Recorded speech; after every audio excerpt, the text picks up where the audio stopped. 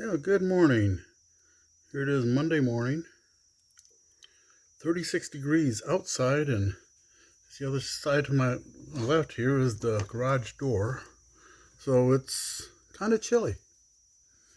So let's go ahead and try to sand these down a little bit, clean them up, and see where life takes us. I've already done this one, and it's a little fuzzy there. You know, you're never done sanding because every time you look at them, you find something else.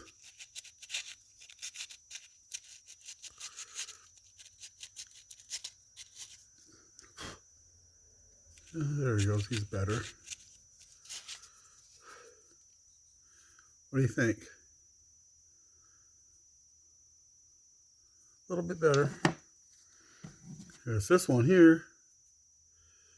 It needs a lot of sanding. Now, one thing I found out is that if you look down in here, you can see that little lip in there. That means when I was cutting it, I didn't do that great a job of keeping it straight, and my saw table was a little bit off kilter. So what I'm using here is the Cuts All Fine Detail taper burr, and I'm going to run it on a low speed here, so that's more like a sander than a grinder, and that way I can control it better and hopefully take that down.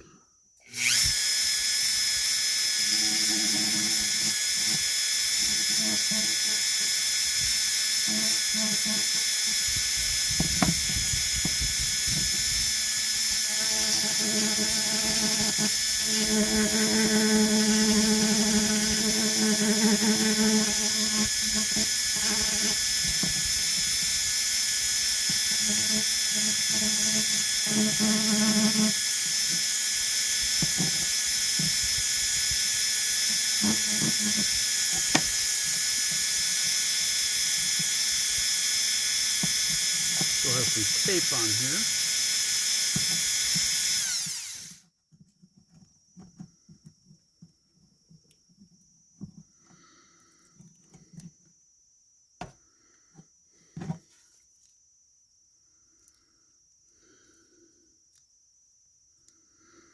Old arthritic hands.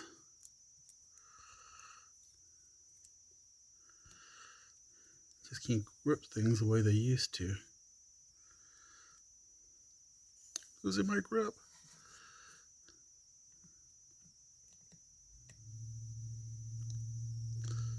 Oh, the things I could have done if I'd started this 20 years ago.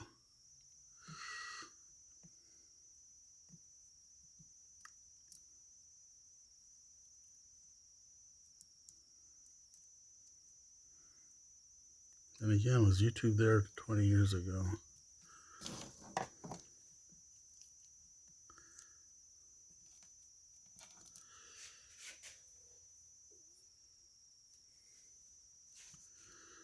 So anyways, you can clean up those insides. Now if you recall, that had a little bit of a lip right in here. If you remember, you can still see just a hair of it, but that big lip is gone out of there. So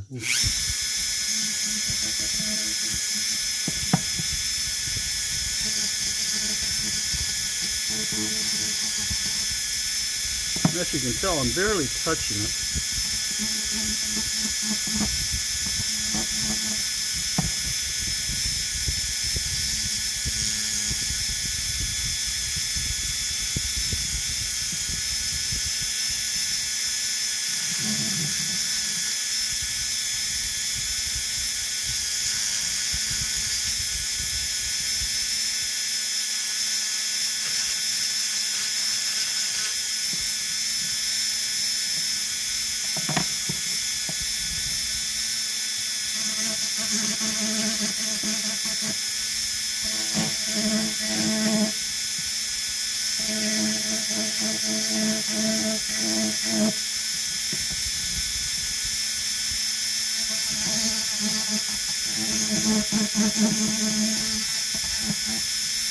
Not too bad for having a bad thumb, huh? Yeah, you should have seen when I was first trying to get back at this.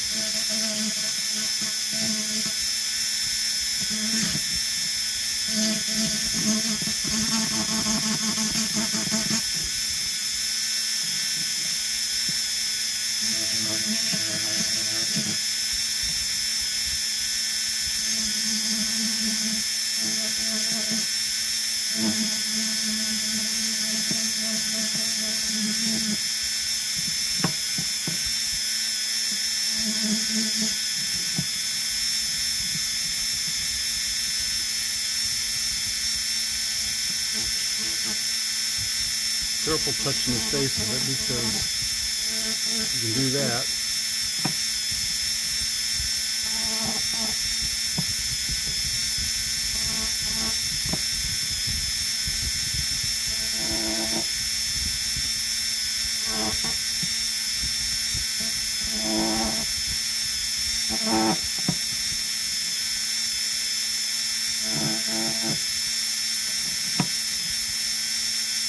Trying to clean up those intersections there.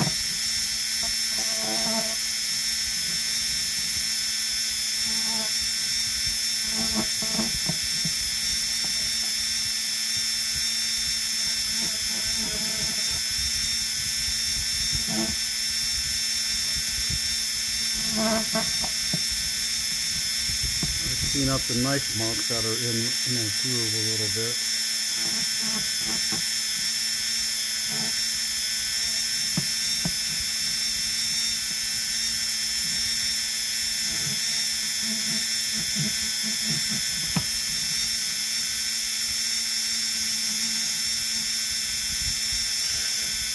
Being this aspen, it's a very soft wood, so it's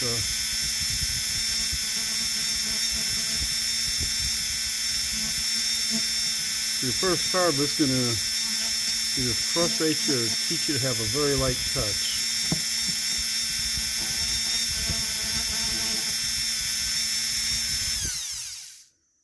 Okay, it's not looking too bad. It's time for the sanding disc.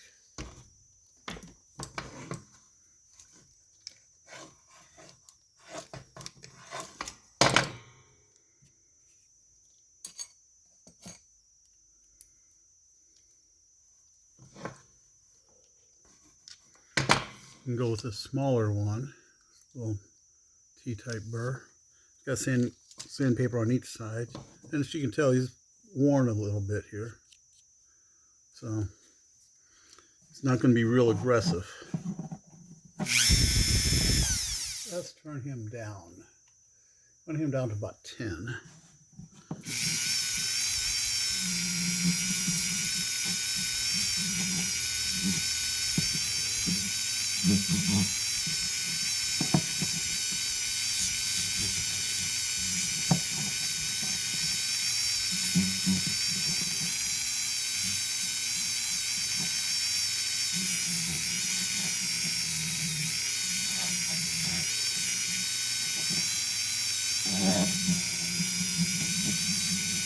And I believe this is a medium grit.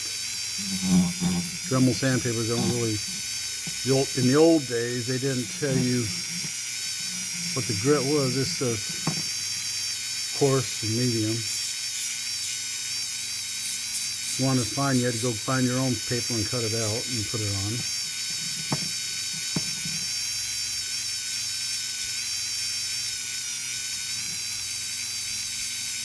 Normally when I'm not doing a video, I'd have some of my favorite classic rock tunes going. Depending upon the mood, maybe a little Christian, maybe some country.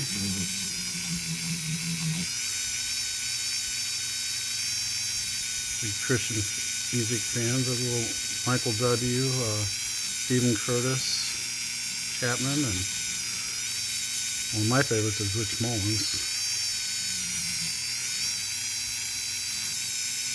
Christian artist who kind of left the scene, not by choice. He was called home in an automobile accident. I believe it was an automobile accident, kind of following Buddy Holly in a way.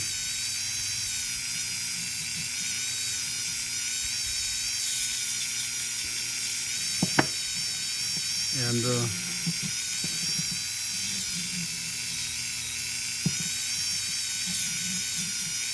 he was able to master many, many different instruments. If I understand correctly, he was out on a canoe trip out here in Ohio. Or maybe it was Indiana, I forget exactly where. That's the story goes. He came upon a group of folks that were just out there camping in the woods, and he heard some music, so he wanted to go check it out.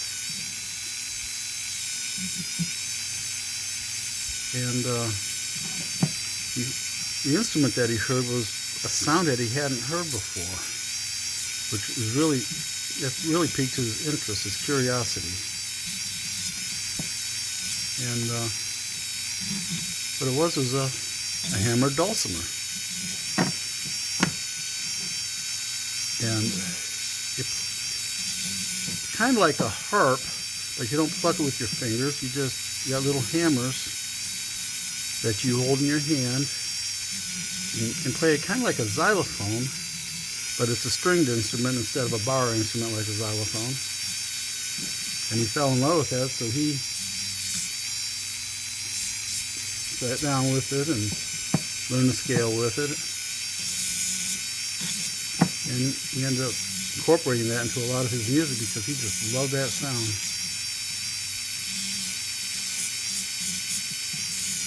Now, I love music, but I'm not a musician.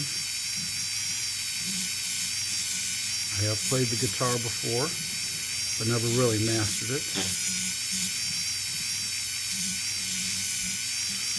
Please don't ask me to play it on one of my videos, because I want to get subscribers and not drive them away. Oh, there's a spot I need to get that little piece to.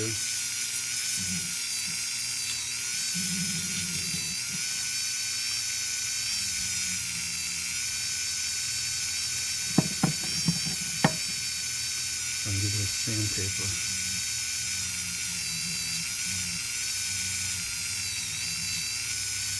I'm going to need to get that bit out there for her.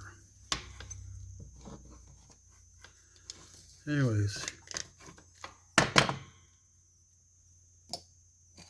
yeah, Rich is a very good musician, good singer-songwriter,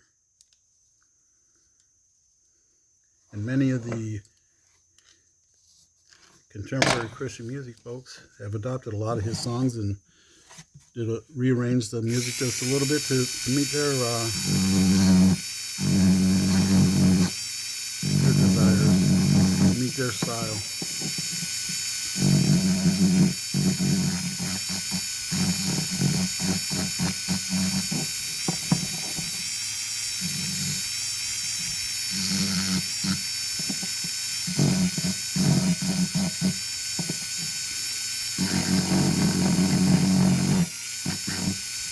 An interesting thing happened. To show my friends some of the things I've been doing. Wasn't meant to be advertising, but an older friend of mine that used to be my mechanic, and he retired, sold the business to his son, and gave it to his son. And he decided to go to work with the church. Now he's a deacon at his parish, and he decided to see if he could get some of these. Asked me to make some for him.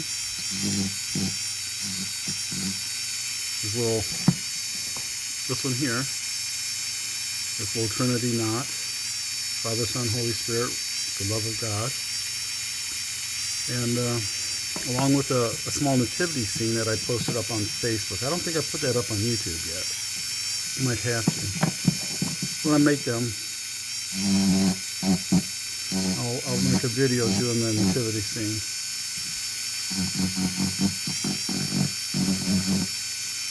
Since I already have these knots up there on YouTube.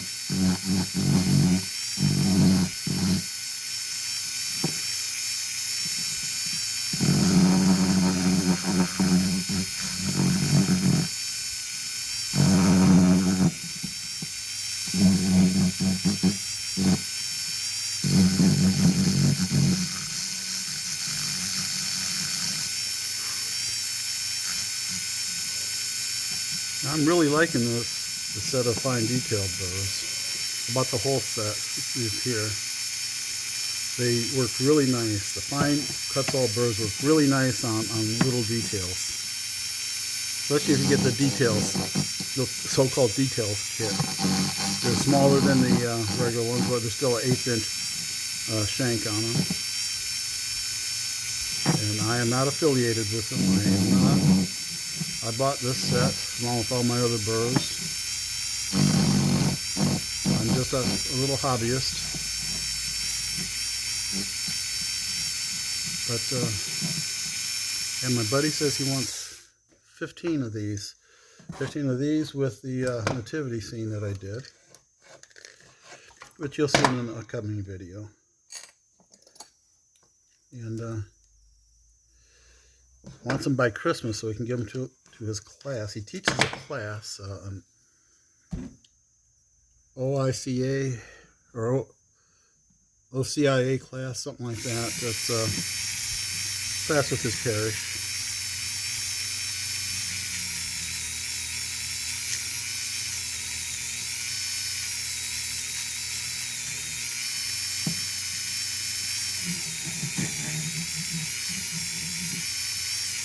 He knows they're all handmade. He knows it's going to take a while. I don't have a CNC or a laser.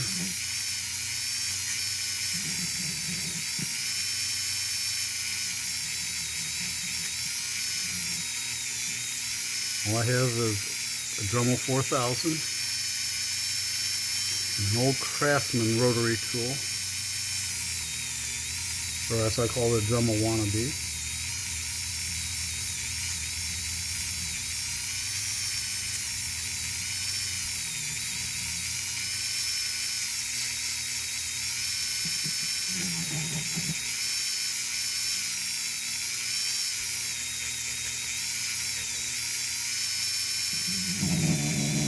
That's how this business does. You do a little bit, somebody likes it and they want to buy it. Next thing you know, you got orders coming in. A lot more than you ever imagined. Like when I first started doing some of this carving stuff and posting it, I did a prayer bowl. If you look back at my channel, my earlier videos the videos were horrible. I look at them now and I say, oh my God, why do I even leave that up there? But the work turned out nice. Those prayer bowls I did were real nice. I made one for my wife to use as a candy dish at church. It's made out of walnut. And turned out real nice.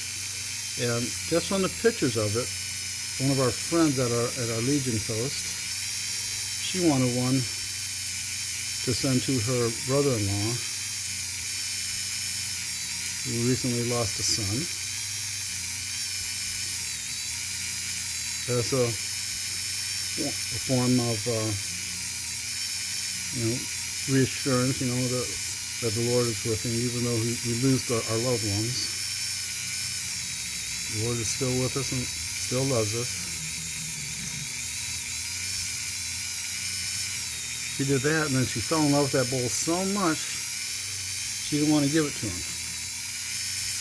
But she says, no, that's what I got it for. I got to give it to him. She asked me if I could make her one, which I did. Now those bowls, I tried using various power tools that I have to make them, and I just couldn't get them to do what I wanted them to do. So I ended up hand carving them out with some chisels and gouges.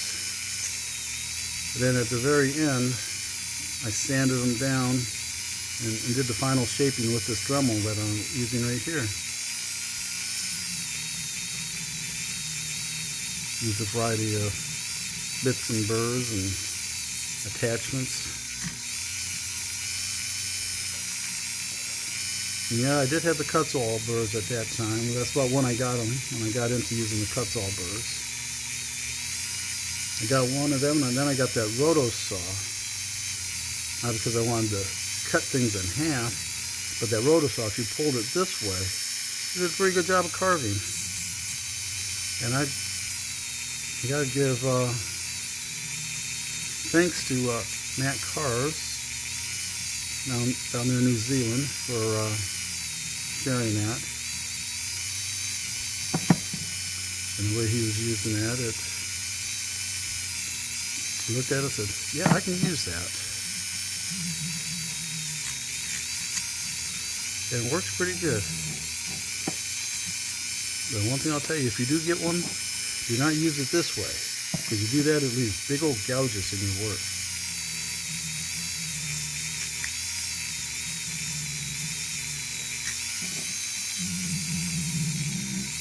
And it's about that diameter. So you can do that, and you can use that to round a curve in the bottom of a bowl, and it just worked out pretty. Alright, let's get the little loose shavings here. I might knock out part of the sanding pad with this.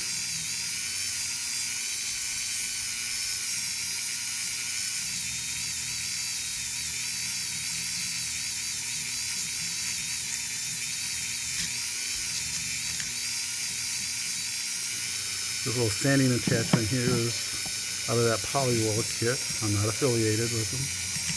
Matt is. Go up to Matt's site and you can see some of the things in his affiliate store on Amazon. And get some of the stuff. Help that guy out since he gave the lead. I'll let him get the credit for it. Because I don't have an affiliate right now. And I'm not even sure how to go about getting one.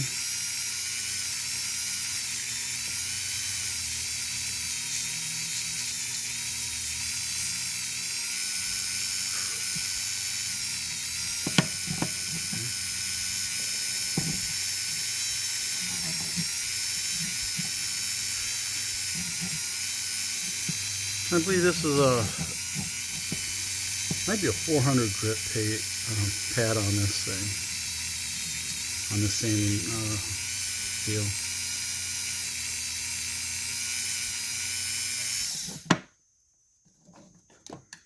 So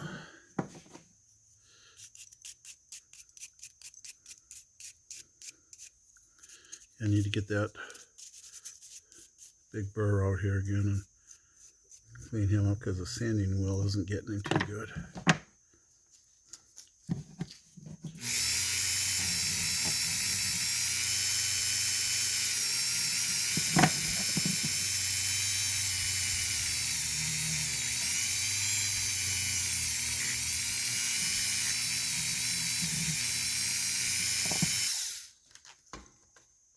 Get that burr back out.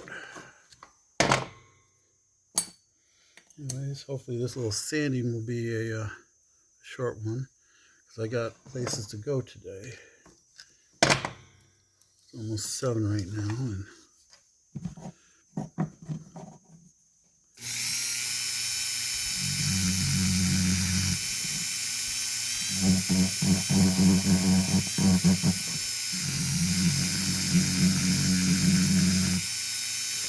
generally using this thing as if it were a diamond burr, which is definitely not a diamond burr because it's got all sorts of pointy porcupine type of look at there. Look at this right up in here. That really came up pretty good.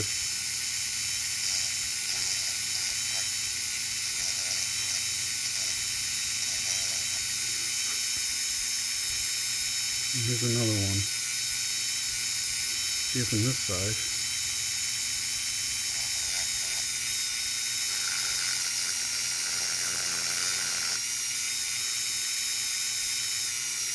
There's a line right there.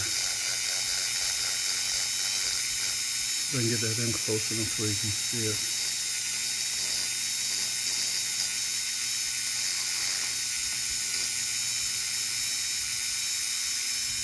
Yeah, that's looking good.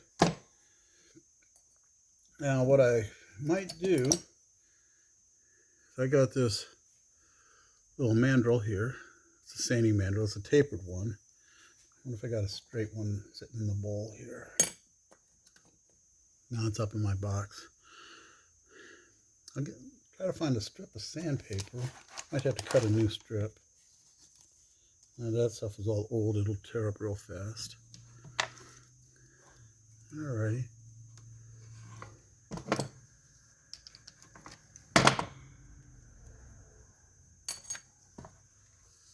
I'll put him in here. He has a skinnier shank on him. What is that? 3/32. I think it is. Right, hang on, let me find a piece of sandpaper.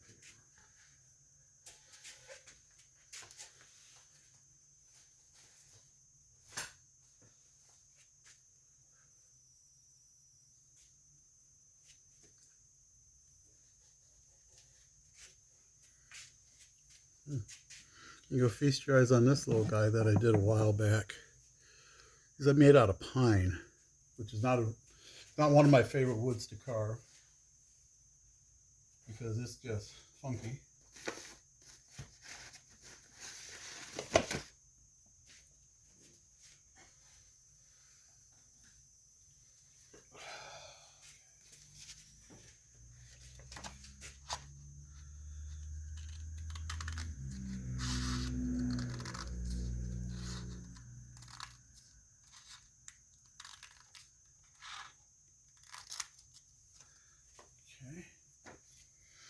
Got this out. He's pretty good. He's coated with mineral oil.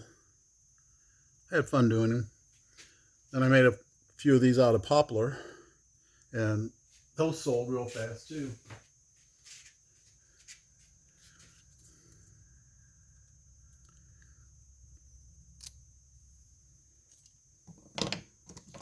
And like I said before, I didn't really start doing this for a business because okay, I'll fold him over like that. That way he'll fit in tight inside this mandrel.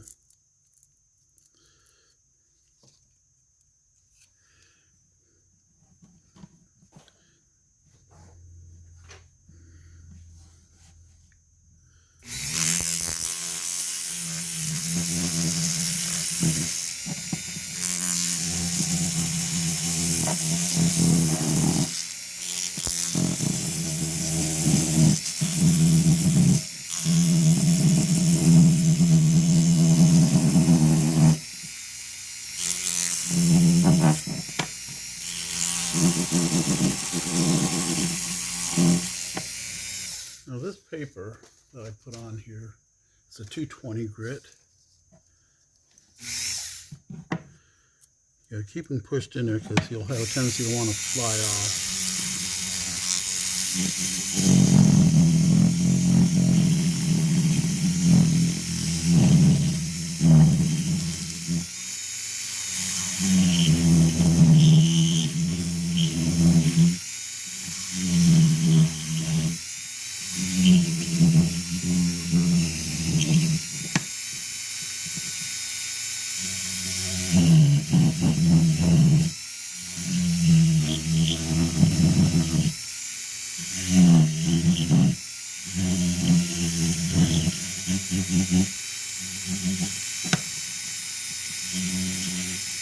And just take the hard edges off.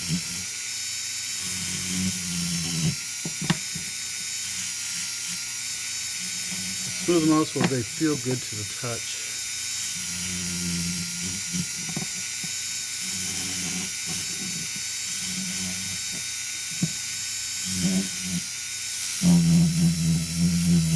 No, I don't know if my buddy wanted these painted or just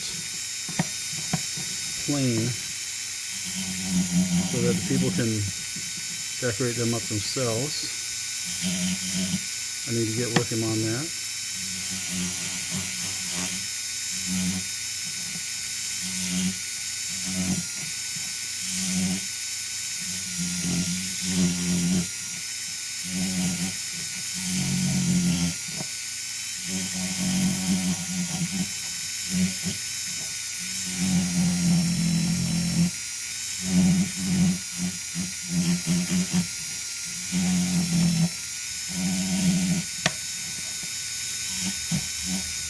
And like I said earlier, thanks to Roy's timber art techniques. Learned quite a bit of this, and also watching his videos. And he's planted a good seed. He's a good man. He's a good artist. And he's over there in Great Britain, in the UK. And what I heard him say before, I believe he said his wife was of Irish descent. So he's got a bit of that Celtic influence in his home. And she asked him to make some of these, and a very beautiful Celtic cross that he made for her. That man is indeed an artist on how he does. And the one thing I learned from him is you just can't whip them out on a saw and be done with it. You know, you do that, you make a lot of mistakes. It just takes a little bit of patience.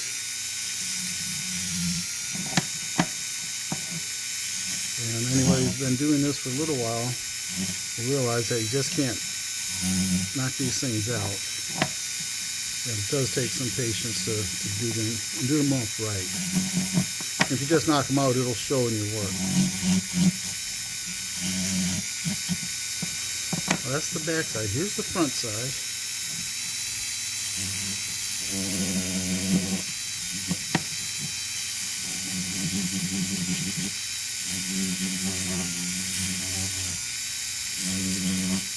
Maybe I should just use this in the first place instead of that polywall wheel. Well, polywall looks good on the outside. But on this fine detail, I think I'm going to use this mandrel from now on.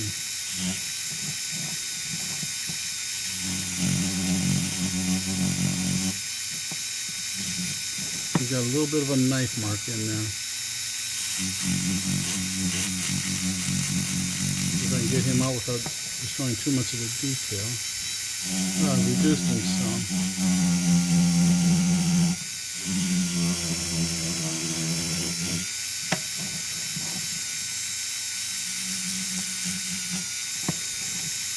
Now, if you remember my earlier explanation, this is a single line Celtic Heart Trinity knot. Because you can let's start at the point of the heart. It comes up and around here, goes around, comes up here, comes down here, comes back up, does the left side of the heart, and comes back down. That's one single line. This one here, you start at the heart, the point, it comes around, comes back down to the heart, and it's done. Then you got to come here, and it does all that. So this is a two-line Celtic Heart, or as I'm calling it that. And they're both pretty. They're both very nice. Just one's a little more intricate and gets a little bit more of imagination when you're just looking at the block of wood. But if you outline the heart in red, you'll come up here, come around, and you'll do this crossover piece to here. You get them to here, and that's when you see the heart, and it comes around that way. Then the rest of them, you just paint however you want to paint them or stain them or what have you. Anyways, that's the sanding of them. This one we did on camera. It's looking pretty good. Might have a few touch-up places that'll just grab a piece of... Sorry about that. Didn't mean to hit the camera. I can't sand with that hand. I got a bad thumb. I can't grip the paper. Just get in there and kind of clean some of those spots up.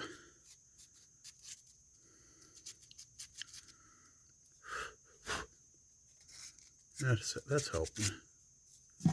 Anyways, here's the one-line Celtic Heart. Sanded up. Oh, I'm losing my bandage. So, before I show you that on camera, I'll end this video. There's the single line Celtic Heart. And here's the double line. Here they are side by side. They're both looking pretty good. Thanks, folks. God bless. Bye.